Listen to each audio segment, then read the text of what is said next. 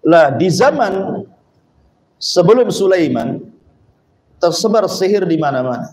Tentu yang mengajarkan sihir itu syaitan kepada para dukun yang ada di bumi. Jadi sihir itu di Babil, di Irak itu luar biasa, menyebar sangat pesat sekali. Kenapa demikian? Karena langit itu baru dicegat. Tidak boleh ada satupun jin yang mencuri dengar itu hanya ketika di zaman Nabi diutus.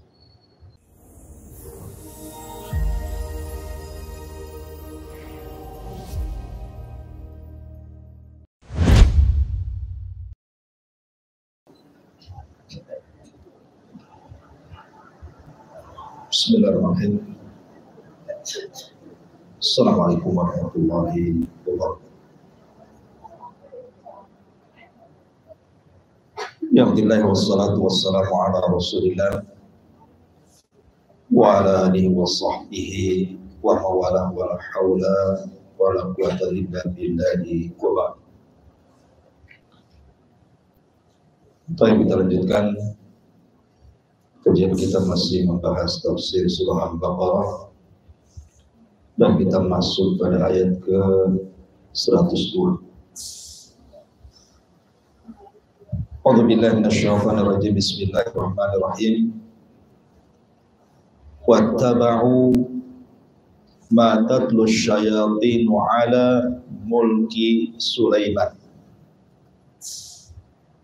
wa ma kafara Sulaimanu walakinna syayatina kafaru yu'allimuna an-nasa as-sihra wa ma unzila 'alal malakaini bi Babila Harut wa Marut wa ma yu'allimani min ahadin hatta yaqula innama nahnu fitnatun fala takfur wa yata'allamuna minhuma ma yufarriquna bihi bainal mar'i wa zawjihi wa ma hum bidarrina bihi min ahadin illa biidznillah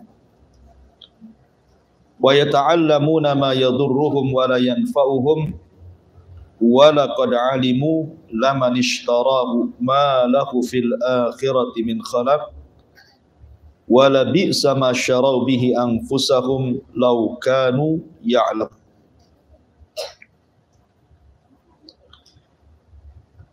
Dan mereka mengikuti apa yang dibacakan syaitan pada zaman kerajaan Sulaiman. Dan tidaklah Sulaiman kufur, akan tetapi setan-setan itulah yang kafir. Mereka mengajarkan manusia tentang sihir dan tidaklah diturunkan kepada dua malaikat di Babil, Harut dan Marut. Dan tidaklah keduanya mengajarkan, dan tidaklah salah satu dari keduanya mengajarkan sampai berkata, sesungguhnya kami adalah fitnah bagi kalian, maka jangan kufur. Maka mereka pun mempelajari dari keduanya apa yang bisa memisahkan antara suami istri. Dan tidaklah mereka mendatangkan madarat terhadap siapapun kecuali karena izin Allah. Dan mereka sedang mempelajari apa yang memadaratkan mereka dan tidak mendatangkan manfaat bagi mereka, dan sungguh mereka mengetahui barang siapa yang penjual hartanya dengan sihir, di akhirat dia tidak mendapatkan sedikit pun bagian. Dan sungguh buruk apa yang mereka jual belikan terhadap diri mereka, laukanu ya'lamun, kalau seandainya mereka paham dan mengetahui tentang hakikat sihir. Taib. Ayat ini bicara tentang sejarah sihir. Ada dua sebab nuzul kenapa ayat ini turun. Asbab nuzul yang pertama, ketika Nabi SAW berada di Madinah, artinya setelah hijrah, orang-orang Yahudi datang kepada Nabi SAW bertanya tentang hakikat sihir. Apa itu sihir? Maka Nabi SAW tidak menjawab sampai turun ayat ini. Ayat ini menjawab soalan orang-orang Yahudi yang bertanya kepada Rasul, apa itu sihir? Maka turunlah wattaba'u ma tatlu syayatin ala mulki Sulaiman ila akhiril ayat. Kemudian sebab nuzul yang kedua, di kota Madinah itu ada 3 kabilah Yahudi besar. Yang paling besar adalah Bani Qunaiqa, kemudian setelahnya Bani Nadir, kemudian setelahnya Bani Quraidah.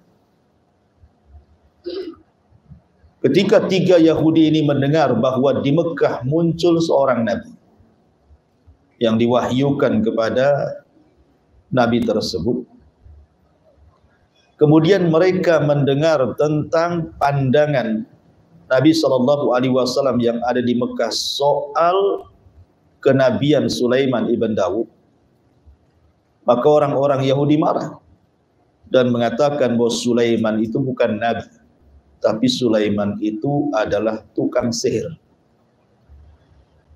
Kenapa kemudian orang Yahudi menuduh Sulaiman itu tukang sihir? Karena tidak mungkin seseorang mampu menundukkan awan, menundukkan bangsa jin, bisa bicara dengan semut, kemudian juga bisa mengerahkan tentara jin dan menundukkan jin, kecuali orang-orang yang punya sihir. Jadi orang-orang Yahudi menuduh bahwa Sulaiman itu tukang sihir, sementara kita dalam Islam mengatakan Sulaiman itu adalah seorang nabi, putra Daud alaihi salam. Maka untuk kemudian membantah dari perkataan orang-orang Yahudi yang menganggap Sulaiman itu kafir, turun ayat ini. Dan mereka mengikuti apa yang dibacakan setan-setan pada masa kerajaan Sulaiman. Wa ma kafara Sulaiman, Sulaiman tidak kafir. Artinya Sulaiman tidak mengajarkan sihir. Dari sini kita katakan bahwa sihir itu kekafiran.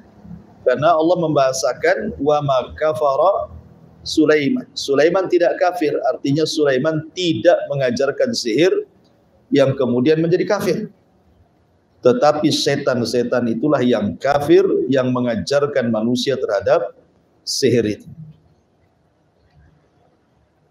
Ini sebab nuzul yang kedua. Ada juga tambahan dari para ulama bahwa orang-orang Yahudi Madinah itu mereka sangat benci dengan Rasul dan para sahabat. Mereka sangat membencinya, apalagi dengan perkembangan Islam yang begitu pesat di kota Madinah. Jadi ketika mereka bertanya sesuatu, kemudian Nabi SAW menjawabnya dan benar jawabannya. Kemudian orang Yahudi mengatakan, siapa yang menurunkan wahyu? Malaikat siapa yang menurunkan wahyu? Kemudian Nabi SAW mengatakan Jibril. Sejak itulah kemudian mereka mencaci maki Jibril, bahkan mencaci maki Mikail, dan menuduh kedua malaikat ini yang mengajarkan sihir. Makanya di sini Allah mengatakan wa ma unzila 'alal malakaini. Ma di sini bukan mausul tetapi nafi. Dan tidaklah diturunkan kepada dua malaikat, maksudnya Jibril dan Mikail, untuk mengajarkan sihir. Ada juga yang berpendapat seperti itu. Intinya bahwa ayat ini menjelaskan tentang sejarah sihir. Baik, kita akan masuk pada tafsir. Di sini Allah mengatakan wattaba'u ma tatlu syayatin ala mulki Sulaiman. Dan mereka mengikuti apa yang dibacakan syaitan pada masa kerajaan Sulaiman. Nabi SAW menceritakan dalam sebuah hadis yang sahih bahwa di zaman Sulaiman atau di zaman sebelum Nabi Allah Sulaiman, itu jin-jin itu biasa naik ke langit. dan mereka punya pos-pos di atas awan. Kemudian dari pos-pos di atas awan itulah mereka kemudian satu dengan yang lainnya naik ke langit. Kemudian mereka mendengar-dengar di bawah langit yang pertama itu seperti orang panjat pinang. Apabila kemudian yang paling atas yang dekat dengan langit pertama mendengar percakapan malaikat Jibril yang sedang menugaskan qada wal qadar dari Allah Subhanahu wa taala kepada para malaikat, karena Allah mengatakan fi kulli yaumin huwa fi sya'ni. Setiap hari itu Allah punya kesibukan. Ya, kesibukan Allah ya mewafatkan si fulan, menghidupkan si fulan, melahirkan si fulan, membuat bencana, membuat subur, membuat di dunia ini aktivitas tidak berhenti setiap hari. Itulah kesibukan Allah. Tetapi tentu Allah Subhanahu wa taala ketika menghendaki sesuatu di bumi itu diutus tentaranya. Lah tentaranya itu para malaikat. Malaikatlah yang menurunkan hujan, menumbuhkan, menghidupkan, mematikan dan begitu seterusnya atas perintah Allah. Lah yang pertama kali diperintahkan adalah Jibril untuk disampaikan tugas-tugas itu kepada para malaikat di langit pertama. Lah saat Jibril itu menugaskan tiap-tiap malaikat untuk melakukan sebuah kejadian di bumi, disitulah jin-jin yang dekat dengan langit yang pertama terkadang mendengar percakapan antar malaikat itu. Apabila mendapatkan satu kalimat, kemudian disampaikan kepada jin yang di bawahnya, kemudian disampaikan kepada jin yang di bawahnya lagi, dan begitu seterusnya sampai kepada pos jin yang ada di atas awan. Lah jin yang paling bawah yang ada di pos itulah yang kemudian turun ke bumi, kemudian menjual perkataan itu ke para normal, para peramal, para dukun dan begitu seterusnya yang ada di bumi. Jadi sihir itu di Babil di Irak itu luar biasa, menyebar sangat pesat sekali. Kenapa demikian? Karena langit itu baru dicegat. Tidak boleh ada satupun jin yang mencuri dengar itu hanya ketika di zaman Nabi diutus. Artinya sebelum Nabi diutus, walaupun diutus para Nabi, jin itu masih bisa ke langit mencuri dengar gitu ya. Tetapi setelah Nabi SAW diutus, Allah Subhanahu wa taala fungsikan bintang untuk melempari setan yang ada di atas awan itu. Terkadang setan itu belum sampai ke atas, kemudian disambar oleh meteor-meteor dan mati. Terkadang sempat mendengar, kemudian tersambar meteor, tapi kalimatnya sudah disampaikan kepada jin yang di bawah. Tetapi di zaman Rasul murni langit itu terjaga. Tidak ada satupun jin yang naik ke langit, karena setiap mereka naik pasti akan mati. Sambar dengan bola-bola api dari meteor itu. Sehingga kemudian iblis merasa ada masalah dengan langit. Sehingga kemudian iblis mengerahkan anak buahnya untuk mencari tahu ada apa, kenapa langit tidak bisa ditembus. Di sini ada cerita namanya jin nasibin. Ada 7 jin atau 8 jin itu ketika mencari kabar tentang ada apa dengan langit, nyasar pula di kebun kurma. Ketika itu Rasulullah SAW baru pulang dari Taif dan ditolak dakwahnya, diusir dari Taif, kemudian singgah di Wadi Nakhlah, lembah kurma, lembah pohon kurma miliknya Utbah dan Syaibah dan Utbah, keduanya putra Mughirah. Jadi Nabi SAW sholat subuh di situ, kemudian jin-jin ini mendengarkan bacaan Al-Quran dan beriman. Sehingga Allah Subhanahu wa taala gambarkan dalam surah jin sendiri, qul uhiya ilayya annahu istama'a nafarun minal jinni faqalu inna sami'na qur'anan ajaban. Turun ayat ini, bahkan satu surat menjelaskan tentang masalah jin. Kemudian jin-jin ini pulang menjadi dai dan berdakwah di kalangan jin di Yaman. Akhirnya banyak ribuan masuk Islam jin-jin. Yang ini saya ceritakan bahwa di zaman Nabi Sulaiman langit itu tidak dijaga. Jadi masih bisa jin-jin naik, sehingga perdukunan dunia, perdukunan, sihir dan yang semacamnya itu menyebar di Irak, di Babil. Lah rusak-rusaknya Babil Irak ini dengan dunia perdukunan, diutuslah kepada mereka Nabi Sulaiman untuk memberantas kesyirikan. Karena tugas para nabi yang pertama kali adalah mengajak manusia untuk bertauhid. Sebagaimana di zaman Nabi Nuh alaihi salatu wasalam diutus kepada kaum yang menyekutukan Allah, menyembah patung Wad, Yaghus, Ya'uq, Nasar gitu ya, tersebar kesyirikan di zaman Nabi Nuh, diutus kepada mereka Nuh. Tetapi di zaman Nabi Sulaiman berbeda pula gitu. Jadi yang tersebar itu justru kesyirikan dalam bab sihir. Jadi banyak dukun-dukun, banyak orang datang ke dukun, percaya tangkal, percaya sihir, semuanya ada di zaman Babil Irak ini. Makanya diutus kepada mereka Nabi Sulaiman untuk memberantas dunia sihir ini.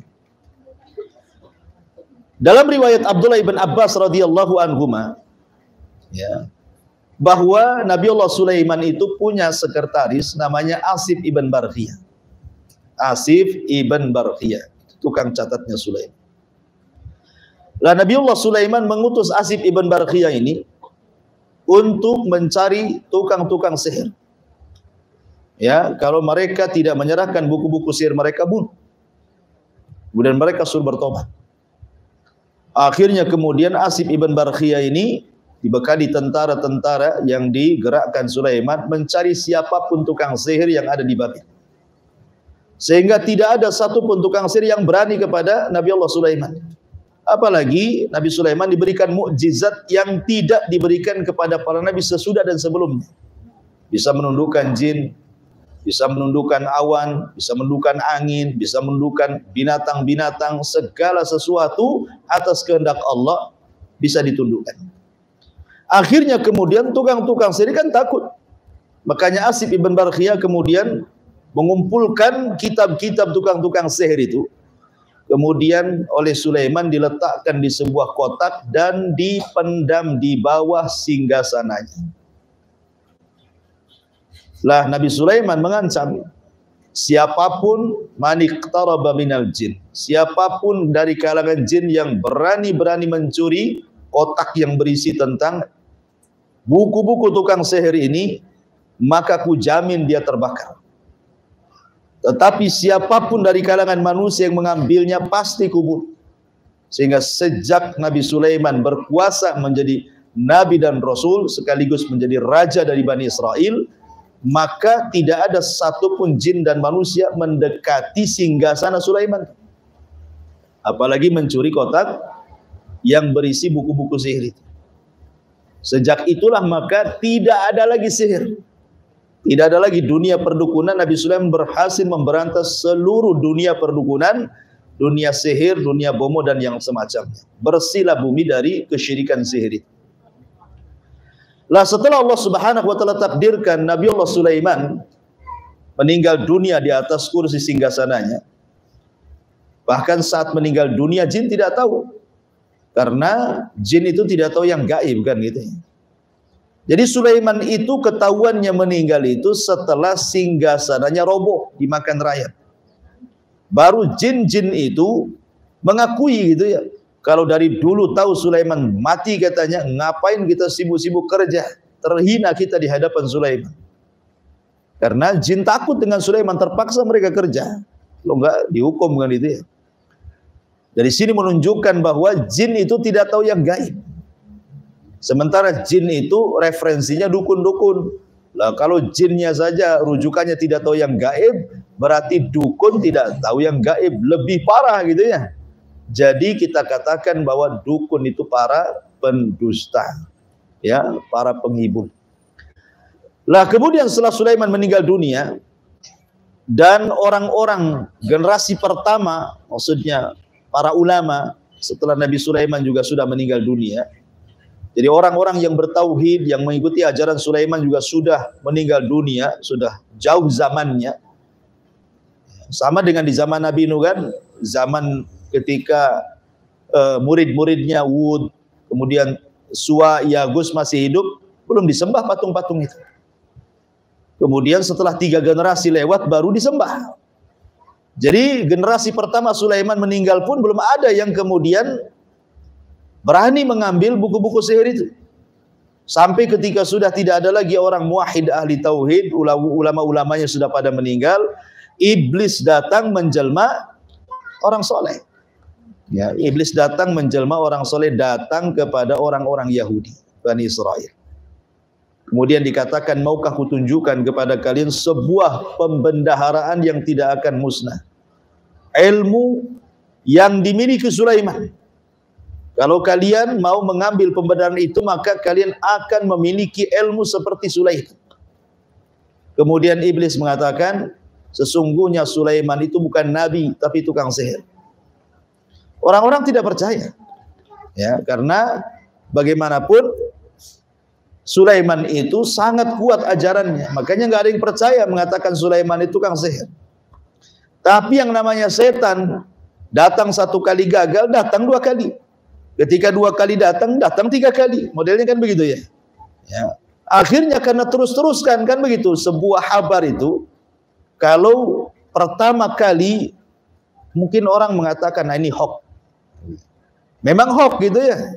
Tapi kalau terus, kadang-kadang hati ini jadi goncang. Jangan-jangan benar. Nah gitu maksudnya ya. Jadi iblis terus datang mempengaruhi orang-orang yang jauh setelah generasi setelah Nabi Sulaiman alaihi salam. Akhirnya lambat laun mereka yakin bahwa Sulaiman itu tukang sihir. Akhirnya orang-orang jahat di antara mereka kemudian berusaha untuk menggambil pembendaharaan yang di bawah singgasana Sulaiman. Maksudnya kotak yang berisi buku-buku sihir itu. Dan berhasil diambil. Ya, kemudian dipelajari, akhirnya kemudian menyebarlah kesyirikan kembali setelah era meninggalnya Nabi Sulaiman. Jadi sebelum tersebar kesyirikan, datangnya Sulaiman hilang, setelah wafatnya Sulaiman tersebar lagi. Lah akhirnya Allah Subhanahu wa taala mengutus malaikat yang namanya Harut dan Marut untuk membedakan antara wahyu dengan sihir. Bahwa yang tersebar di tengah-tengah masyarakat itu adalah syaitan yang mengajarkannya. Itu bukan wahyu daripada Sulaiman. Makanya akhirnya Allah turunkan Harut dan Marut untuk datang kepada manusia memberitahu bahwa sihir itu perbuatan setan. Makanya Harut dan Marut selalu mengatakan fala takfur. Ya, jangan kufur kalian. Jangan kufur. Jadi Allah Subhanahu wa taala mengutus dua malaikat itu bukan mengajarkan sihir, bukan. Ingin menjelaskan hakikat sihir. Ya, Harut dan Marut itu diturunkan untuk menjelaskan hakikat sihir, bahwa sihir itu kekufuran. Maka kalau mempelajari jangan kufur, itu maksudnya ya. Tetapi kemudian orang-orang Yahudi ada yang tidak mau mempelajari, ya ngikuti nasihatnya Harut dan Marut. Ada juga yang terus-menerus mempelajari, akhirnya jadi jahat. Sejak itulah tersebar ilmu sihir di kalangan orang Yahudi sampai di zaman Nabi. Ketika Nabi SAW memuji Sulaiman bahwa dia seorang Nabi dan Rasul, orang-orang Yahudi Madinah tidak terima dan mengatakan Sulaiman itu tukang sihir katanya. Dia bukan nabi. Ya, dan begitulah sampai hari ini menganggap Sulaiman itu tukang sihir. Itulah keyakinan orang-orang Yahudi. Baik, kita baca Allah Subhanahu wa taala berfirman, "Wattaba'u ma tatlus syayatin 'ala mulki Sulaiman." Dan mereka mengikuti apa yang dibacakan setan-setan di zaman kerajaan Sulaiman. Wa ma kafara Sulaiman, Sulaiman tidak kafir. Jadi tuduhan orang-orang Yahudi kepada Sulaiman mengajarkan sihir itu tidak benar. Karena Allah Subhanahu wa taala bantah Sulaiman tidak kafir, artinya Sulaiman tidak mengajarkan sihir. Dari sini menunjukkan bahwa sihir itu kekafiran. Sihir itu kekafiran, bagaimana tidak kafir? Penyihir itu kadang-kadang menginjak mushaf. Terkadang 40 hari tidak wudu. Ya, terkadang tidak salat. Terkadang mereka mengolok-olok Allah, mengolok-olok Rasul, mengolok-olok ayat-ayat Al-Quran. Terkadang mereka menyembelih kepada selain Allah. Ya kan? Terkadang mereka kemudian menghina ayat-ayat suci Al-Quran. Ya, makanya sihir, dunia sihir itu dunia kekafiran. Di sini Allah mengatakan wa ma kafara Sulaiman. Sulaiman tidak kafir karena dia tidak mengajarkan sihir, karena sihir itu untuk kekafiran, dan memang begitu praktek sihir itu semua isinya kekafiran. Kemudian Allah katakan, lalu siapa yang mengajarkan sihir itu kalau bukan Sulaiman?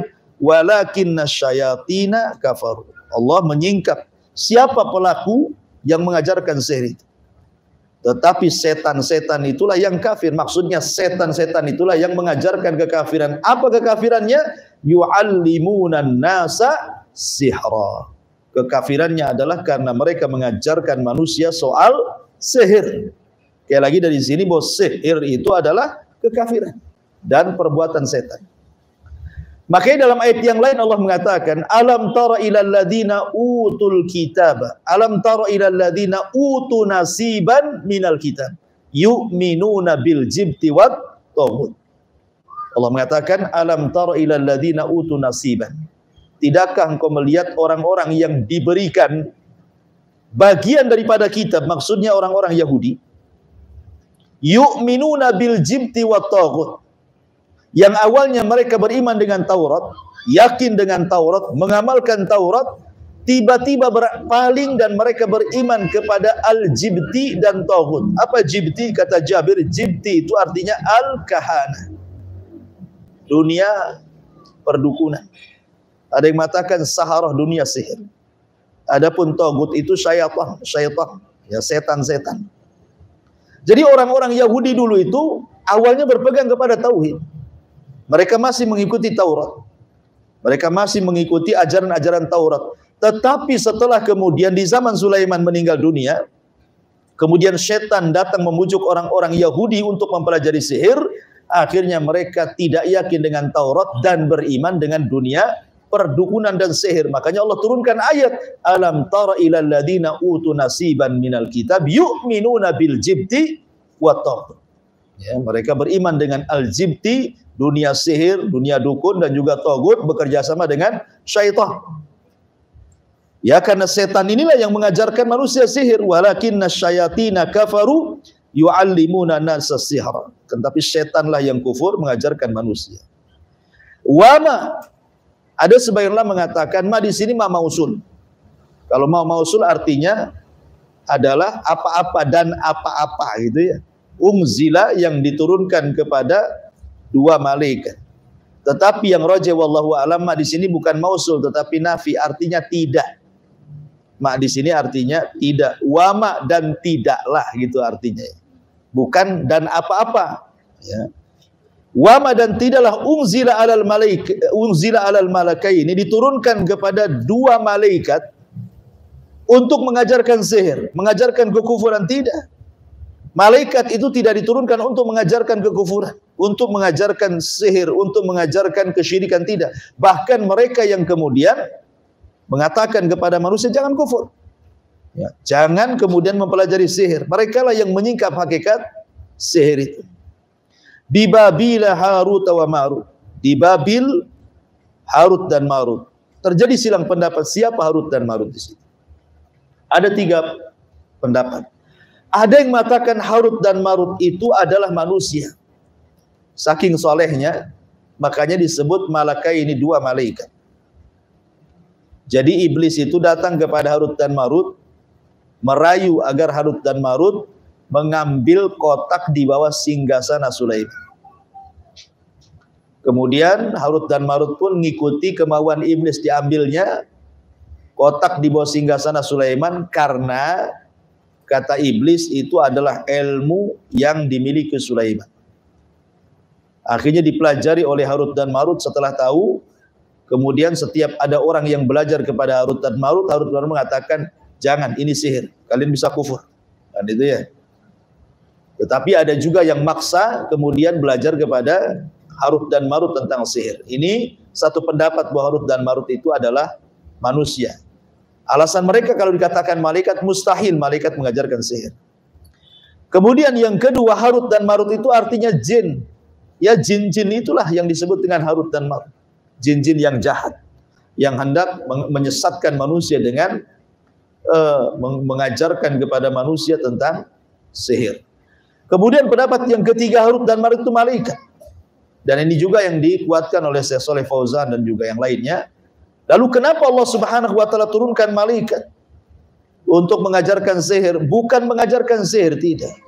Karena malaikat ini mengatakan kepada orang-orang yang hendak belajar itu, jangan kalian kufur. Jadi diturunkan dua malaikat itu untuk ibtilah, untuk ujian kepada manusia.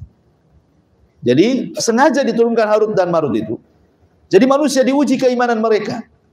Ya, mereka mau bertahan dengan ajaran Taurat, ataukah mereka mau berpaling dari Taurat menjadi ajaran kesyirikan dengan mempelajari sihir kepada Harut dan Marut. Jadi Harut dan Marut diturunkan itu hanya untuk ujian. Bukan untuk mengajarkan sihir, tidak, hanya untuk ujian manusia gitu ya. Apakah mereka tetap di atas tauhid ataukah mereka bergoyang tauhidnya? Karena manusia itu kan harus diuji keimanannya. Ya, untuk mengetahui ini keimanannya kokoh, ini enggak kokoh, ini sabar, ini benar, kan diuji. Macam mana cara ujinya kan gitu?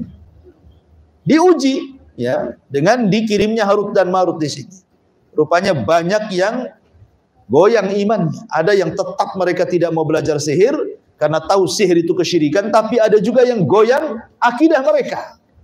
Ya, jadi turunnya malaikat sekali lagi lil ibtilah, untuk ujian saja. Bukan untuk mengajarkan sihir, bukan itu maksudnya. Karena Harut dan Marut pun kalau dikatakan malaikat, tetap dia mengatakan fala takfur, jangan kufur. Jadi menunjukkan bahwa malaikat diturunkan oleh Allah itu hanya untuk menguji manusia, keimanan mereka sampai di mana, ya, memegang Taurat mereka sampai di mana sehingga diturunkan Harut dan Marut. Kemudian Allah mengatakan, fayata'allamuna minhuma ma yufarriquna bihi bainal mar'i wa zawji. Dan mereka mempelajari dari keduanya, Harut dan Marut, ma yufarriquna, apa yang bisa memisahkan bihi dengan sihir tersebut, bainal mar'i wa zawji, antara seseorang dan pasangannya. Dari sini menunjukkan bahwa sihir itu kebanyakan adalah ditujukan kepada keluarga. Dari sini juga sihir yang ditujukan kepada sebuah keluarga itu terbagi menjadi dua. Ada namanya sihrut tafriq, ya, sihir untuk memisahkan suami istri gitu ya.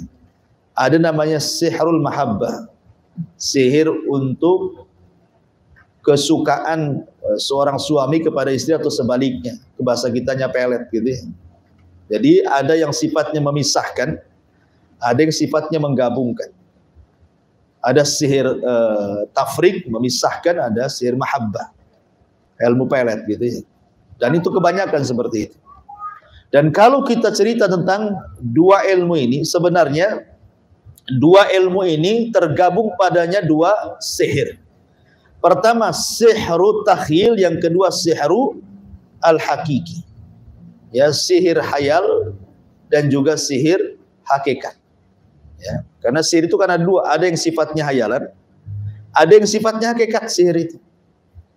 Yang sifatnya hayalan seperti sihir di zaman Nabi Musa. Ketika Nabi Musa berduel dengan tukang-tukang sihir Firaun, itu sifatnya sifat sihir hayalan. Karena tukang-tukang sihir yang melempar tambang, potongan-potongan tambang itu yang sudah dikasih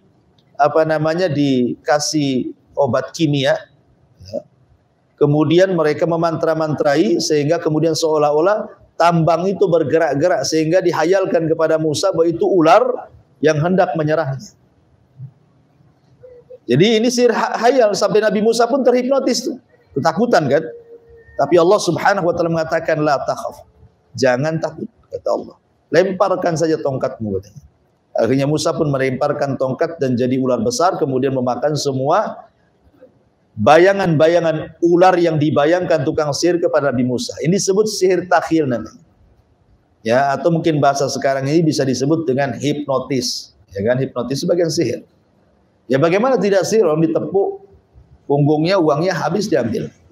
Diajak ngomong, toto antingnya, gelangnya, kalungnya dikasih gitu. Apa yang kalau bukan sihir? Ya, hipnotis itu sihir.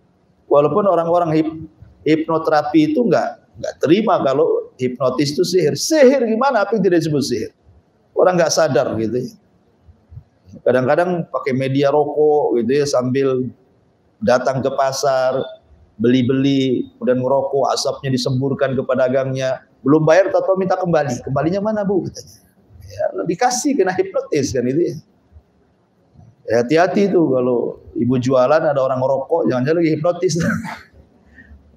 Jadi ma'asyiral muslimat yang dimuliakan Allah Azza wa Jalla, intinya bahwa sihir tahyil seperti itu, ataupun sihir tahyil itu umpamanya ada warung, datang ke dukun, dikasih semacam raja gitu ya, cimat, kemudian diletakkan karena ingin nyihir warung sebelahnya kok ramai sekali, akhirnya disembunyikan di warung sebelah. Ditaruh, ditanam di depannya atau ditaruh di atapnya, pokoknya nggak ketahuan yang punya warung aja ya. Kemudian dihayalkan. Jadi yang tadinya ramai nggak ramai. Jadi kalau orang datang ke situ yang biasa langganan kayaknya menakutkan, kayaknya ada apa gitu ya. Sudah dibayangkan, nggak jadi akhirnya ke sebelahnya. Itu dihayalkan, itu namanya sihir takhil gitu ya. Menghayalkan akhirnya memindahkan pelanggan ke yang lain gitu. Atau juga dalam suami istri. Jadi istri itu dihayalkan suami itu kayak setan gitu ya. Tengok suami itu pokoknya kayak setan aja dah. Kayak iblis gitu ya. Enggak mau dia. Ya. Atau sebaliknya gitu juga gitu ya. Jadi itu padahal itu bagian daripada sihir tahyil. Dihayalkan sehingga akhirnya terjadi kebencian. Suami benci istri atau sebaliknya. Ya. Memang setan sengaja menghayalkan, itu namanya sihir tahyil namanya. Ataupun mungkin betul-betul hakikat. Nah, hakikat ini yang bahaya karena bisa membunuh. Bisa membuat orang stroke berkepanjangan, bisa membuat orang sakit tidak jelas sebabnya, akhirnya nggak normal orang ini, nggak seperti orang biasa bisa aktivitas, dia hanya tidur termenung, gelisah, pokoknya hidupnya penuh dengan ketakutan, terkadang bisa membunuh. Nah, ini yang bahaya. Ya, itu namanya sihir hakikat, itu bahaya sekali ya. Ini yang kemudian yang puncak daripada ilmu sihir ya inilah. Ya, sampai membuat orang stroke, dikirimnya paku, dikirimnya macam-macam gitu ya ke perutnya sehingga akhirnya kemudian dia sakit berkepanjangan berakhir dengan kematian. Lah di sini ini sihir takhil, maksudnya yufarriqu bainal mar'i wa zauji. Kenapa kemudian setan itu lebih fokus kepada sihir untuk menghancurkan keluarga? Karena setan itu paling senang kalau ada keluarga hancur.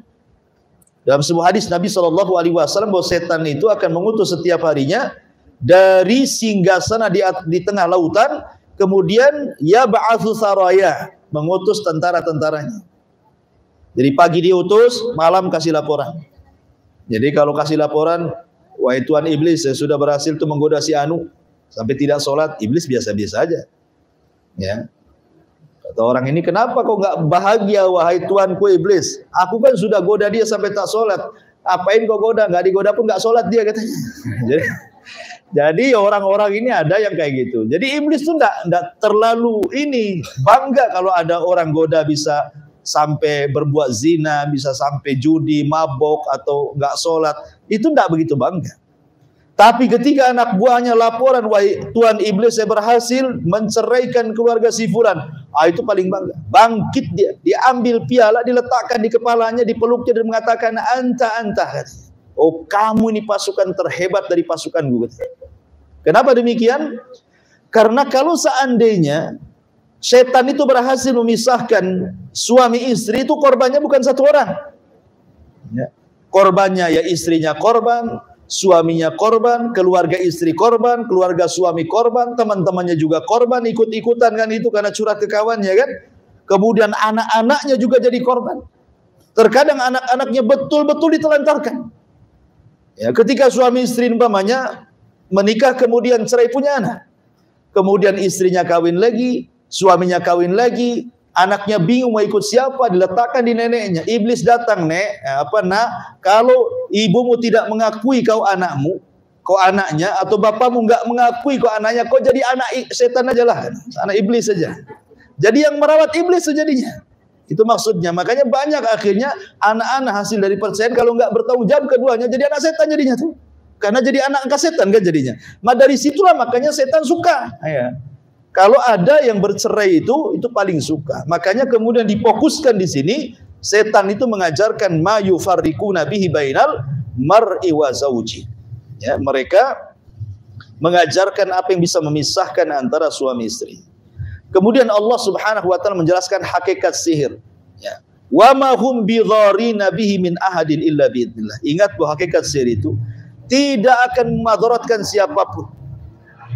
Karena sihir juga terjadi karena izin Allah. Satu dunia, Bu, ngomong sama ibu, saya sihir ibu, saya santet ibu, ya. Kalau tidak ditulis Lauhil Mahfud, ibu terkena santet, nggak akan bakalan dukun sesakti apapun nyantet kita, tidak akan kena. Tapi kalau memang sudah ditulis gitu ya, kita terkena santet, walaupun yang nyantet dukun abal-abal pasti kena tuh. Karena sudah ditulis Lauhil Mahfud. Makanya Rasul mengatakan, kalau seandainya jin dan manusianya berkumpul, ala an yadhurruka, untuk memberikan madarat kepadamu, kata Rasul. La yadhurruka illa ma qad katabahullahu lak. Maka tidak akan sampai madarat kepadamu kecuali sudah dicatat Allah. Ya. Jadi nggak perlu takut, nggak perlu khawatir bahwa orang itu kalau ada yang ngancam, tetangga ngancam, oh macam-macam sihir saja. Ya, tinggal tawakal Allah, la haula wala quwata illa billah. Kalau bukan karena izin Allah tidak mungkin terjadi. Tapi jangan sombong pula. Hasillah kalau kau mampu katanya. Gitu. Nanti sombong pula masuk jin yang kena sihir, betul lah kan gitu. Maksudnya di sini bahwa kita harus yakin bahwa sihir tidak mungkin terjadi kecuali karena izin. Sekali lagi karena izin. Ya, orang yang beriman tidak takut sihir. Karena tidak mungkin terjadi kecuali karena izin Allah Subhanahu wa taala. Kemudian juga Allah menjelaskan hakikat sihir itu, wa yata'allamuna ma yadurruhum wa la yanfa'uhum. Bahwa sihir itu lebih banyak madarat dibandingkan manfaat. Jadi mempelajari sihir itu sama dengan mempelajari yang banyak mendatangkan madarat bagi dia dan orang yang datang ke dia dan orang yang disihir oleh dia, wa la yanfa'uhum, dan juga tidak mendatangkan manfaat sama sekali. Karena sihir itu kesyirikan. Ya, tidak ada manfaat mempelajari itu. Justru terkadang memadaratkan bagi dia, keluarganya. Betapa banyak dukun-dukun itu kemudian menumbalkan keluarganya. Ya, anaknya jadi mati gitu ya. Kemudian istrinya juga jadi mati atau sebaliknya. Jadi intinya bahwa ilmu sihir itu tidak ada manfaatnya sama sekali, yang ada banyak madaratnya. Kemudian Allah menjelaskan tentang akibat, ya. Walaqad alimu laman ishtarahu ma lahu fil akhirati min khalaq. Dan sungguh mereka mengetahui, barang siapa yang menjual hartanya demi mempelajari sihir, mempelajari kesyirikan, ya, malahu, tidaklah bagi dia, fil akhirati, di akhirat, min khalaq, dari bagian, tidak ada dapat bagian. Orang yang memperjualbelikan akidah mereka dengan sihir, karena jin-jin itu ketika datang kepada manusia, kemudian menawarkan dunia sihir, dunia perdukunan, jin itu tidak mungkin free, gratis kan itu mengajarkan sihir itu atau menolong tentang sihir itu, kecuali setelah terjadi kekufuran dulu. Mungkin disuruh nginjak mushaf, ngencingi mushaf, berakin mushaf gitu ya, menghinakan mushaf, atau menulis mushaf dengan darah haid, dengan benda-benda najis, atau suruh mencaci maki Allah, nabinya, pasti suruh kufur dulu tuh. Ya. Lah orang yang seperti ini ya jelas nggak akan dapat bagian di akhirat. Karena Al-Quran dihinakan, Allah dihinakan, Rasul dihinakan. Walaqad alimu laman ishtara. Maka mereka mengetahui sungguh orang yang memperjualbelikan akidah mereka dengan sihir, malahu, bagi dia, tidaklah bagi dia fil akhirat, tidak akhirat, min khalaq, akan dapat bagian sedikit pun dari jannah, dari sorga. Wala bi'sa ma syarau bihi, amat buruk apa yang mereka jual belikan, anfusam, terhadap diri mereka, akidah dengan sihir gitu ya, tauhid dengan syirik. Laukanu ya'lamun, kalau mereka tahu akibat daripada sihir itu sendiri. Baik, masyarul muslimat yang dimuliakan Allah Azza wa Jalla, dari ayat ini kita tahu bahwa sejarah sihir itu tersebar di zaman memang sebelum zaman Nabi Sulaiman, tepatnya di sebuah negeri di Babilonia, di mana? Di Irak. Ada yang mengatakan bahwa yang pertama mempelajari sihir itu adalah Namrud. Ya, dalam kisah Israiliyat, tapi ya tidak ada dalam Quran Sunnah, tidak ada. Kalau Quran Sunnah yang menjelaskan tentang masalah ini saja, Harut dan Marut, dan kita tetap mengacu kepada Quran. Tapi ada juga sebagai wawasan bahwa dari keterangan Taurat ataupun keterangan kisah Israiliyat itu bahwa yang pertama kali mempelajari sihir adalah Namrud. Jadi Namrud itu ketika sedang mandi bersama dayang-dayangnya, datang iblis dalam bentuk pak tua yang bungkuk membawa tongkat. Kemudian mengatakan, ya Namrud, ya maukah kau menjadi penguasa dunia, ya lebih hebat dibandingkan bapak? Kata Namrud, ya Namrud waktu itu belum yakin gitu. Lalu apa syaratnya? Syaratnya kau bunuh bapakku. Nanti setelah itu ku ajarkan ilmu yang tidak pernah diajarkan kepada manusia untuk melanggengkan kekuasaan.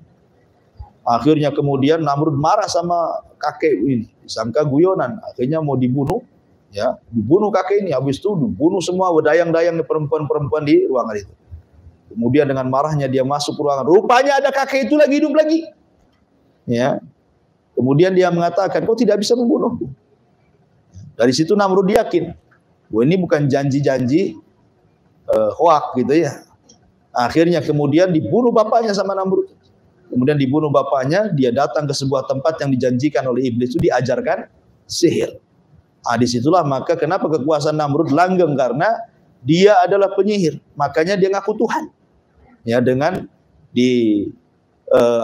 dibantu oleh syaitan dan dia bisa sihir, kemudian dia ngaku Tuhan. Nah, diutus kepada Namrud Nabi Ibrahim. Makanya Ibrahim juga diberikan mukjizat yang jauh lebih hebat dibandingkan sihirnya Namrud. Dibakar enggak apa-apa kan itu ya. Sampai Namrud kecewa sama iblisnya. Loh, kenapa ada orang lebih sakti dari saya, katanya. Ya. Maka kemudian iblis merayu-rayu Namrud, itu sihir aja, itu sihir biasa itu tingkat anak-anak itu, katanya. Enggak usah ciut kamu kan. Jadi intinya ini kisah Israiliyat lah, enggak benar ya. Cuman memang tersebar kalau ibu baca di Google Map gitu ya. Biasanya kan kalau klik itu kan Mukidi itu siapa tuh yang di Google tuh. Kan ngasih tahu nanti kan di Google, karena segala sesuatu ada di Google itu. Klik apa saja keluar semuanya. Terkadang yang benar ya ada, yang nggak benar ada, yang hoax ada, yang macam-macam. Makanya harus dikasih tahu bahwa kalau ada kisah awal yang pertama kali mempelajari sihir Namrud kemudian dikisahkan tentang Israiliyat ini nggak benar gitu ya. Ini hanya versi Israiliyah. Tapi versi Quran kembali kepada kisah Harut dan Marut. Ini yang lebih selamat, wallahu a'lam. Mungkin satu ayat dulu kita buat yang jawab saja, silakan.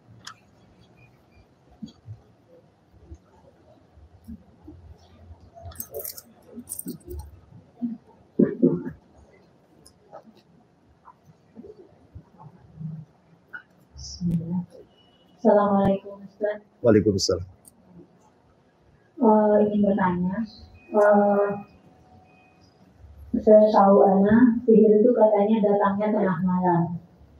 Nah, bagaimana cara kita untuk berlindung dari sihir yang datangnya di tengah malam itu? Ya, alhamdulillah. Iya, kebanyakan, bukan berarti siang tak ada, cuman kebanyakan beraksinya syaitan itu malam. Karena memang kekuatan sihir di malam hari itu menguat. Makanya Nabi Musa ketika ditantang duel oleh tukang-tukang sihir memberikan syarat. Syaratnya apa? Kalau kau mau duel denganku, duellah di waktu duha. Jadi Musa berduel di waktu duha karena tahu bahwa malam itu menguat kekuatan syaitan. Makanya Musa meminta untuk duel di waktu duha. Ya. Ketika kerajaan mengadakan pesta, kayak mungkin bahasa kitanya Agustusan gitu ya. Jadi kan dari mana-mana datang menyaksikan duelnya Musa dengan tukang-tukang sihir gitu ya. Jadi memang lebih ke malam hari. Makanya kenapa ada surah Muawwidzatain itu menjelaskan tentang kita berlindung dari ghasik. Ghasik itu malam hari. Idza waqab, apabila sudah gelap gulita. Nah, kenapa? Karena kekuatan sihir datang. Kita berlindung dari ghasik. Dari gelap gulita malam karena setan itu menguat di malam hari. Makanya maksiat lebih banyak dilakukan di malam hari dibandingkan di siang hari. Maksiat apa saja? Ya, lebih banyak dilakukan di malam hari dibandingkan di siang hari. Termasuk juga sihir yang dikirim itu juga di malam hari. Makanya Nabi SAW kemudian menganjurkan kita sebelum tidur untuk berwudu. Ya, sebelum tidur untuk membaca 3 qul. Dan juga ditambah dengan qul ya ayyuhal kafirun juga ya. Qul huwallahu ahad, qul a'udzu birabbil falaq, qul a'udzu birabbin nas, dan qul ya ayyuhal kafirun. Kenapa juga dibaca qul ya ayyuhal kafirun? Karena qul ya ayyuhal kafirun menjelaskan tentang tauhid uluhiyah. Kalau Al-Ikhlas Qul huwallahu ahad itu menjelaskan tentang rububiyah dan asma wa sifat. Ya, jadi kalau kita dua-dua baca berarti terpenuhi tauhidnya. Nah, tauhid rububiyah, asma wa sifat dan uluhiyah terpenuhi di dua surah. Namanya surah Al-Ikhlas dan surah Qul ya ayyuhal kafirun. Makanya dua-dua surat ini disebut Al-Ikhlas. Kalau disebut surah Al-Ikhlas berarti dua. Ya, satu Somad, suratus Somad, Qul huwallahu ahad, Allahus Somad. Yang kedua Qul ya ayyuhal kafirun. Ini dua-duanya disebut surah Ikhlas. Karena surah Al-Kafirun menjelaskan hakikat tauhid uluhiyah tentang peribadatan. Saya tidak akan menyembah apa yang kalian sembah. Ini bicara tentang uluhiyah. Tapi kalau Al-Ikhlas itu bicara tentang tauhidul ilmi, tentang pengetahuan tentang rububiyah dan nama-nama dan sifat bagi Allah. Makanya orang yang membaca dua surat ini seolah-olah melepaskan diri dari kemunafikan. Ya, itu begitu kata para ulama. Intinya bahwa kenapa dalam sebelum tidur kita disuruh seperti itu. Habis itu diusap-usap, ya kan, dari kepala sampai kaki, ya kan, 3 kali. Itu salah satu fungsinya untuk menghindarkan dari sihir tadi. Dan kalau kita kemudian mimpi buruk, karena mimpi buruk bagian daripada sihir. Orang yang ketika sudah doa kok masih juga mimpi gitu ya, mimpi yang gak jelas. Maka ada lagi caranya, dengan cara ta'awudz 3 kali meludah ke kiri, 3 kali kemudian geser posisi tidur. Yang tadinya kepala di sini, nah ganti kepalanya di sini. Atau mungkin kalau yang punya suami ya gantian, bang, kamu sebelah sini, sebelah sini. Nah, diganti-ganti aja. Ya.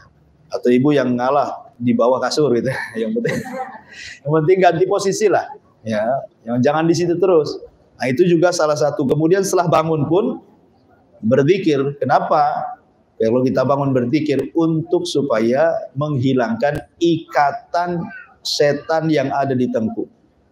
Karena kenapa kemudian setan itu bisa masuk ke badan? Karena ada pintunya. Dan pintunya itu dari jin korin. Ya, kita ini kan setiap manusia ada korinnya. Jadi komunikasi jin yang dikirim tukang sihir berkomunikasi dengan jin korin. Jin korin yang ada pada badan kita. Lah kalau jin korin ini membukakan pintu lewat jalan darah, maka sihir itu akan masuk. Makanya kenapa seseorang itu harus banyak berdoa supaya juga mengalahkan jin korin yang ada dalam badan kita. Dengan doa-doa itu kan jin korin dia melemah dia. Sehingga sihir tidak masuk. Tapi kalau tidurnya asal-asalan ya jin korin pun makin kuat dan makin bekerja sama dia. Sehingga masuk ke mimpi, masuk ke macam-macam, ngirim-ngirim penyakit dan begitu seterusnya. Ya itu mungkin yang paling jelas ya kalau bicara malam hari. Yang secara umum ya kalau kita mau melanggengkan zikir pagi dan petang saja sebenarnya sudah cukup itu. Ya, dan ayat ini juga ayat yang luar biasa yang kita bahas di 102 ini. Sebab kalau dibacakan kepada orang yang kesurupan, pasti jinnya mati. Karena ini ayat bicara tentang hakikat sihir. Ayat ini bicara tentang menyingkap apa itu sihir, apa yang dilakukan setan itu. Makanya kalau orang meruqyah selalu baca ayat ini. Ya wattaba'u ma tatlu syayatin ala mulki Sulaiman. Karena ini hakikat menyingkap hakikat sihir. Makanya jin paling takut dengan ayat ini. Jadi caranya seperti itu. Dan jangan lupa juga biasakan membaca Al-Quran. Ya kan? Karena rumah yang tidak dibacakan Quran seperti rumah roboh. Ya. Dan seperti kuburan yang tidak ada suara. Kata Rasulullah, taj'alu buyutakum maqabir. Jangan kau jadikan rumah kalian seperti kuburan. Dan jangan menggantungkan sesuatu yang bisa mengundang syaitan. Gambar-gambar yang bernyawa, patung-patung, dan begitu seterusnya. Kan itu kalau bisa dihilangkan dari rumah itu. Supaya malaikat rahmat turun ke rumah kita ya. Jangan pelihara anjing, ngapain anjing dipelihara. Wallahu a'lam. Ya, ini pertanyaan Ustaz. Media sihir itu kan selalu menggunakan buku. Nah, bagaimana ketika orang yang terkena sihir, dia sudah diruqyah dan dia juga sudah meruqyah dirinya sendiri, tapi bukunya itu belum ketemu. Apakah selagi bukunya itu belum ketemu, maka pengaruh sihir itu masih tetap akan melekat kepada orang tersebut? Ya, alhamdulillah. Sihir itu tidak mesti pakai buku. Sihir itu tidak mesti pakai buku. Tetapi ada juga yang menggunakan media buhul. Ya, sihir itu kan macam-macam. Ada yang pakai obat kimia gitu ya. Racikan-racikan obat. Ada juga yang pakai mantra-mantra gitu ya, hipnotis dan yang lain itu nggak pakai buku. Tapi memang sihir yang paling ganas itu kalau menggunakan buku, itu yang paling ganas. Karenanya Allah Subhanahu wa taala mengatakan min syarri nafatsati fil uqad. Nafasat itu artinya tiupan-tiupan yang sedikit ada ludah yang keluar, disebut nafsun. Makanya dalam bahasa Arab itu ada namanya taflun, nafsun, nafkhun. Nah, ya. Kalau nafkhun itu hanya niup saja, itu namanya nafkhun. Kalau taflun itu meludah tanpa ada angin. Tapi kalau nafsun itu meludah ada anginnya, nah, sambil keluar ludahnya. Angin plus ludah itu disebut nafsun namanya. Makanya nafatsati fil uqad artinya tukang-tukang sihir yang meniup-niupkan pukulnya dengan angin dan ludahnya di situ ya. Itulah orang-orang sihir. Sambil mantra-mantra ditiupkan gitu ya. Nafatsati fil uqad. Uqad itu artinya sebuhul dalam bahasa Arab. Uqad itu pengikat. Ya. Dan uqad itu bisa terjadi kalau terdukung oleh 3 perkara. Ingat buhul itu, uqad itu terjadi kalau didukung 3 perkara. 1 dari pihak penyihir, 2 dari pihak orang yang disihir, 3 dari setan yang membantu tukang sihir. Kalau 3-tiganya dukung, terjadi sihir. Ya. Pertama dari tukang sihir, memang ada azam kuat untuk menyihir. Dia memang betul-betul ada roh jahat di dalamnya untuk menyakiti orang. Karena harus ada niat. Ya kan? Kan begitu kejahatan itu ya. Bukan hanya ada niat pelakunya, tapi ada kesempatan katanya. Waspadalah. Jadi saya ulangi bahwa harus ada niat yang kuat untuk menyihir orang. Kemudian yang kedua dari pihak setan yang akan membantu. Ya. Harus terjadi komunikasi yang baik, kerjasama yang baik. Dengan cara apa? Siap kufur. Sehingga makin kufur, makin ditolong sama setan kan. Kemudian dari pihak orang yang disihir, memang lalai. Tidak, jarang baca Quran, jarang berzikir gitu kan, jarang sholat orangnya kan. Pokoknya lalai dia. Ya, sama sekali tidak beribadah kepada Allah. Kalau 3 uqad ini bersatu, ini pasti terjadi sihir. Jadi bukhul itu akan terjadi kalau terdiri dari 3 unsur ini. Tapi kalau salah satunya tidak terjadi 3 unsur, tidak akan terjadi sihir. Tidak akan terjadi sihir kecuali karena izin Allah.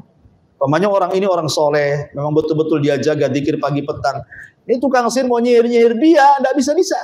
Udah pakai buhul macam-macam, tidak bisa. Kecuali memang sudah takdirnya, ya dia terkena. Tapi belum takdir nggak akan bisa. Kenapa? Karena dia sudah membentengi dirinya. Karena kekuatan benteng Quran itu jauh lebih hebat dibandingkan sihir itu sendiri gitu ya. Nah, tapi kalau orang yang disihirnya memang ya seperti itu, ibadah kurang, macam-macam kurang ya. Ya pasti terjadi sihir dengan mudah. Ya, tapi kalaupun orang itu sudah membentengi diri tapi tetap kena sihir, itu balik ke takdir namanya. Mungkin Allah Subhanahu wa taala ingin menghendaki dia terkena sihir untuk menggugurkan dosa-dosanya, mengangkat derajatnya dan begitu seterusnya, kita tidak tahu. Ya, karena Rasul sendiri tersihir oleh Labid ibn A'sam gitu ya. Kalau Nabi saja terkena sihir, apalagi kita. Tetapi sekali lagi bukan berarti pasti kita kena sihir, tidak. Karena di sini Allah sudah mengatakan bahwa tidak mungkin sihir terjadi kecuali izin. Nah, gitu ya. Makanya harus terpenuhi bukhul itu dengan 3 ini. Walaupun udah ditaruh buhul di mana-mana, ya, kalau orangnya ahli ibadah ya susah juga disihir. Kadang-kadang balik ke penyihirnya tuh jinnya, gitu, kan? Nah, makanya pentingnya membentengi tadi pagi petang dan begitu seterusnya. Wallahu a'lam. Bismillahirrahmanirrahim. Apakah penyakit ain itu termasuk bagian dari sihir? Terus bagaimana kita memahamkan pada keluarga dekat kita atau orang-orang kerabat kita bahwa penyakit ain itu memang ada? Penyakit ain itu muncul dari hasad. Ingat, penyakit ain itu muncul dari penyakit hasad.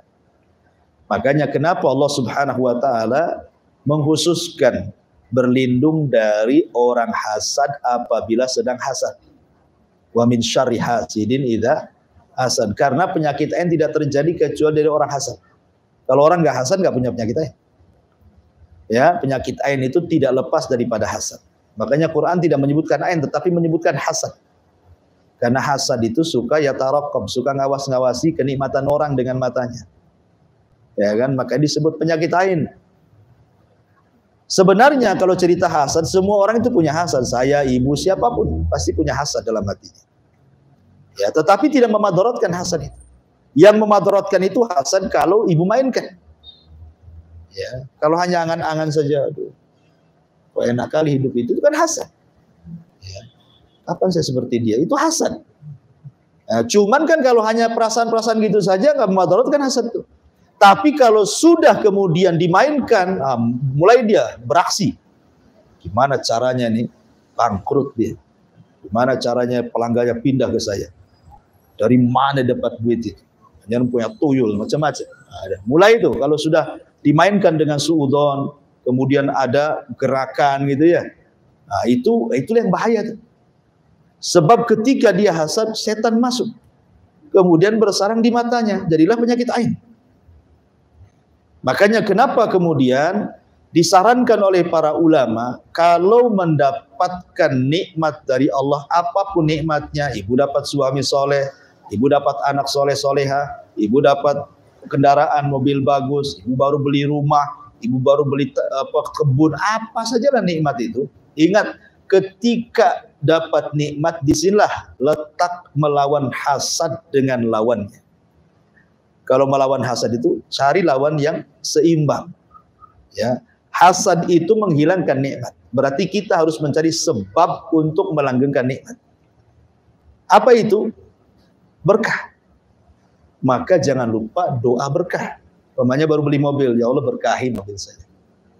Kita punya anak-anak kecil, ya Allah mudah-mudahan anak saya ya berkah. Tabarakallah, itu ya bahasa Arabnya gitu ya. Masya Allah, tabarakallah gitu. Jadi biasakan berdoa berkah. Karena berkah itu lawan hasad. Berkah itu nambah nikmat, hasad itu ngilangin nikmat. Makanya kalau mendapatkan nikmat, doa berkah, minta supaya diberkahi. Nah, supaya orang-orang yang punya ain di matanya itu nggak fungsi, udah dilawan dengan lawannya. Ya. Kemudian yang kedua, orang yang hasad yang punya penyakit ain itu tidak tahu mana satu orangnya. Kita tidak bisa mendeteksi. Oh si Anu, kenapa? Matanya merah, lagi sakit mata. Ya tidak bisa lah bilang penyakit ain. Ya betul penyakit mata, tapi dari unsur medis, bukan sihir. Ya kan?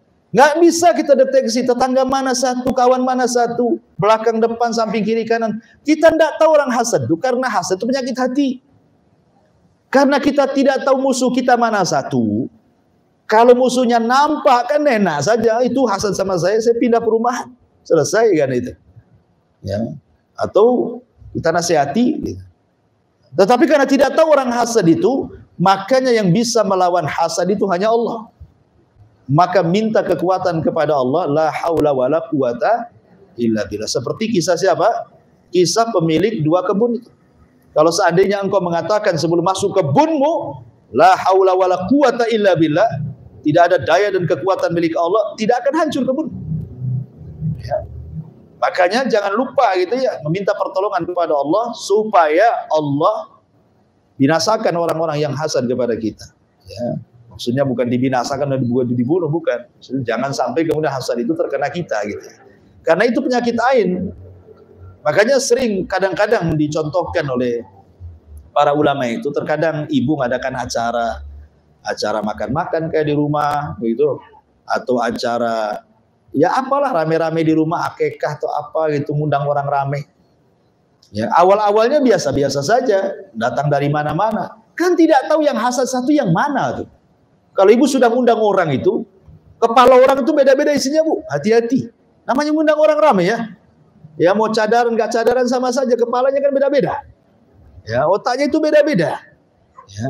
Jadi karena kita tidak tahu nih otaknya yang datang kita undang itu beda-beda, disinilah pentingnya kita berdoa. Ya, supaya jangan sampai orang-orang yang kita undang itu ada yang membawa penyakit hasad dan penyakit ain. Ya, karena terkadang awalnya beres-beres saja di rumah, oh senang ketawa ke TV, banyak orang kan. Setelah kemudian pada pergi makin stres itu. Tadinya ketawa jadi stres. Terkadang menjadi bertengkar dengan suami. Terkadang anak bertengkar dengan anak-anaknya.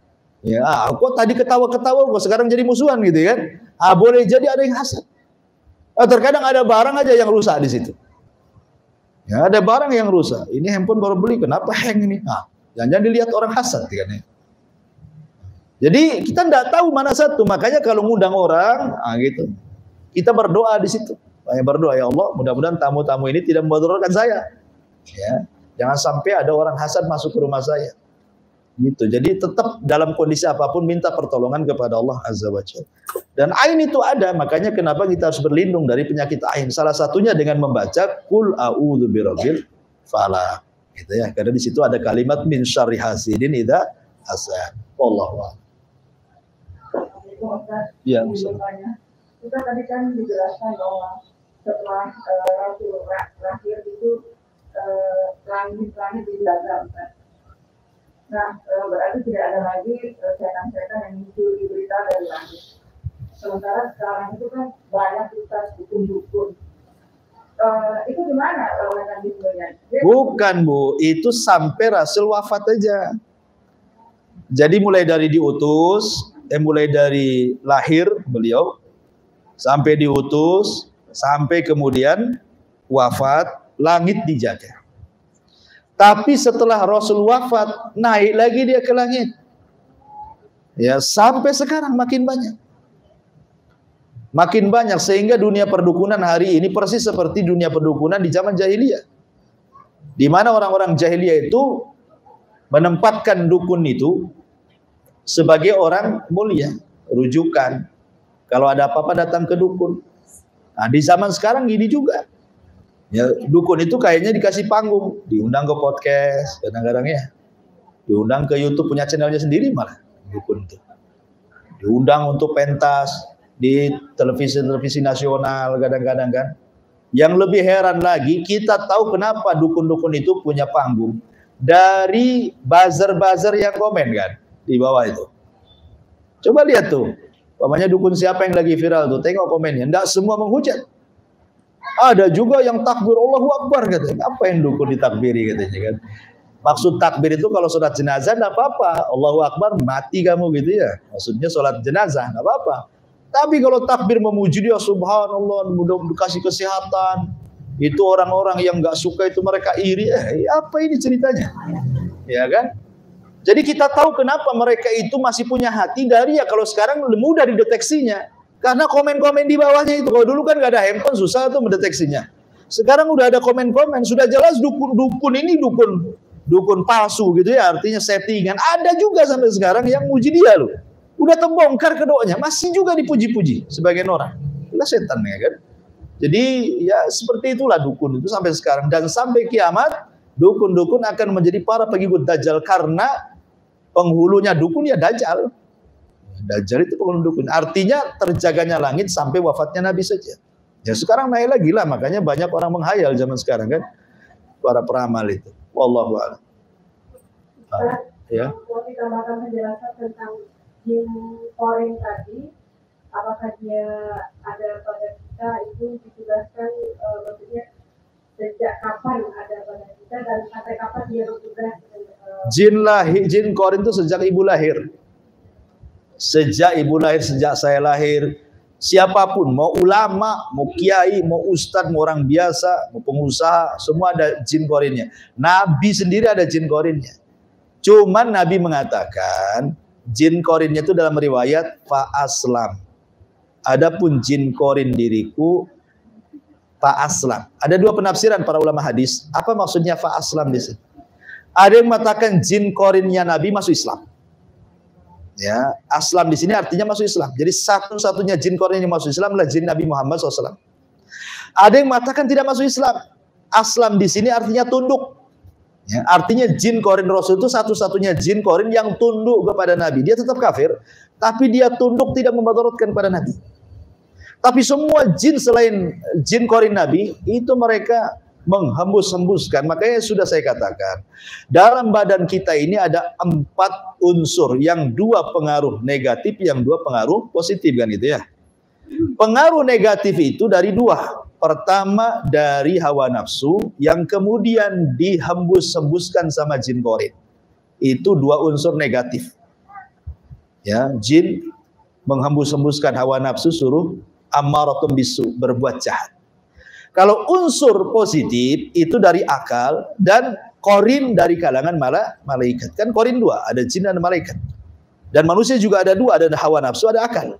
Ya, jadi kalau akal dan malaikat mengalahkan hawa nafsu dan jin korin, maka kita akan stabil hidupnya.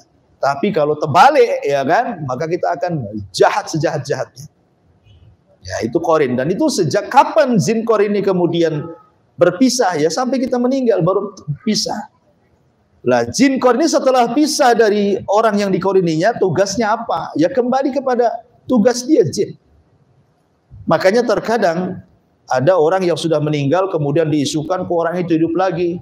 Kamu tahu di mana? Iya, dia duduk di itu jembatan Ancol tuh katanya. Ya kan? Ah, itu yang duduk di jembatan Ancol itu bukan yang mati. Yang mati itu ya tidak mungkin hidup lagi. Jin korinnya. Karena yang bisa menyerupai orang yang mati bentuk rupa itu jin korin. Karena dia kan hari-hari sama kita. Jadi dia tahu bentuk kita seperti apa, dia tasyakul seperti kita lebih mudah dibandingkan jin yang lain, gitu kan? Ya, karena tapi ingat jin tasyakul jin itu bukan berarti kemudian unsurnya hilang kemudian berubah bentuk, tidak, bukan begitu. Jin itu tidak bisa merubah bentuk dirinya sendiri. Dia harus datang ke dukun dari kalangan jin. Jadi dukun dari kalangan jin itulah yang memantra-mantrai jin ini supaya tasyakul sehingga manusia melihatnya seolah-olah dia dalam bentuk manusia, dalam bentuk anjing, dalam bentuk. Kalau jin sendiri tidak bisa merubah dalam bentuk ciptaan Allah, tidak bisa. Ya, jadi yang bisa, kenapa jin tasyakul itu bukan dia beralih bentuk dengan sesuka dia, tidak bisa. Dia harus datang ke dukun jin juga. Tolong Pak dukun jin, bentuk saya seperti ini gitu maksudnya. Ya, karena tidak mungkin merubah ciptaan Allah itu tidak mungkin. Siapa yang bisa merubah ciptaan Allah? Ya, jin tidak punya kekuatan untuk merubah ciptaan Allah. Hanya dukun jin itulah yang seolah-olah kemudian menyihir dengan sihir takhil, hayalan, seolah-olah jin ini beralih rupa. Terkadang jin ini diwarna-warnai. Ya, dikasih warna-warna, warna-warni jin ini. Untuk nakut-nakuti orang dikasih warna-warna, dikasih apa ya? Mungkin kan ada pewarna ya, ibu kan tahu pewarna bumbu itu kan mungkin ya. Kasih warna coklat, kasih warna. Jadi terkadang kalau ibu jalan di mana atau tuh kelebat, kayak warna putih, warna apa, itu nakut-nakuti. Terkadang dikasih warna-warna tuh. Jadi kalau ketakutan ibu ya kan, dasar penakut ibu kan, datang ke dapur, pas listrik pula mati gitu kan, udah listrik mati, suami tak balik gitu ya, petir di mana-mana, anjing tetangga menggonggong, habislah itu kan. Kemudian ke dapur, padahal itu kilatan petir itu. Kadang-kadang jin itu menyerupai kilatan petir kan, kelebat gitu kan di dapur. Langsung tak jadi kencing. Langsung diempet sampai subuh. Jadi kadang-kadang seperti itu Bu. Nah, mereka diwarna-warnai. Jadi secara hakikat nggak bisa merubah. Cuman yang bisa merubah ya sihir takhil dari kalangan jin. Karena jin juga ada dukunnya sama seperti manusia. Nah, apakah ada dukun-dukun dari kalangan jin yang settingan? Ya mungkin ada juga gitu. Wallahu alam ya. Iya, saya kira cukup ya. Sudah hampir setengah 12. Subhanallah hamdika. Asyhadu an la ilaha illa anta astaghfiruka wa atubu ilaik. Wallahu ta'ala. Assalamualaikum warahmatullahi wabarakatuh. Intinya bahwa tolong berakhlak kepada Allah. Membahas tafsir dari surah Al-Imran. Lahirlah Imam Muslim, Abi Dawud, Tirmidzi, Ibnu Hibban. Jadi ketika Yunus alaihi salatu wassalam terkena undian itu,